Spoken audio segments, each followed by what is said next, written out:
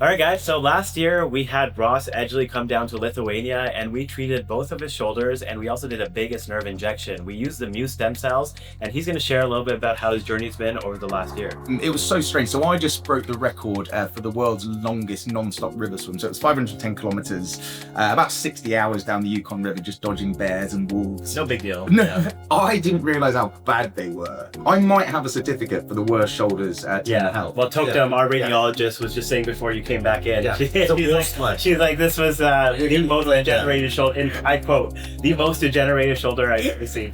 Yay! So you definitely set a standard for us to overcome a very high bar, but I think we managed to do it. I think the combination of the hydrogel and the Muse cells actually did what they were supposed to, which is help to regenerate it. And obviously now we'll see the follow-up images, but your function was great, right? Relative to where you were before. I think that's what it is. I think, like, again, I want to remove all sort of anecdotal and subjective evidence and solely talk about the facts. So I swam down the Yukon River, 60 hours, 510 kilometers. Tore every tendon in my rotator cuff, was that right? I think I Pretty much, yeah. Yeah, I really made a mess of it. Correct me if I'm wrong, but if you do something like that, you might be out for 9 months to a year. You might even need it surgically reattached. Is that right? They're the options for you. Yeah.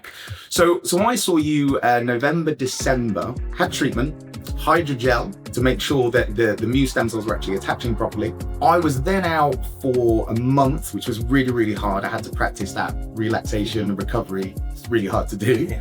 Then I think it was February, March, I got back training, and then that was a period where the tendons were healed, but it was a period of mechanotransduction where you're actually trying to get the tendon to remodel the collagen fibers and respond to the new mechanical properties. Yeah. So it was only until I think May, April, where I went to Scotland for training camp, and then May the 17th, I swam 1,000 miles around Iceland. And I think for me, that's what I find so interesting. When you solely deal with objective evidence, do people say, what happened at Turner Health? What was the treatment? I just say, void of my personal opinion, they're the facts. That I should have been out for a year, possibly needed surgery.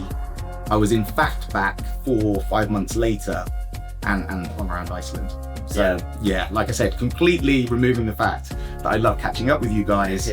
That is why I'm eternally grateful to you guys and everything that you did.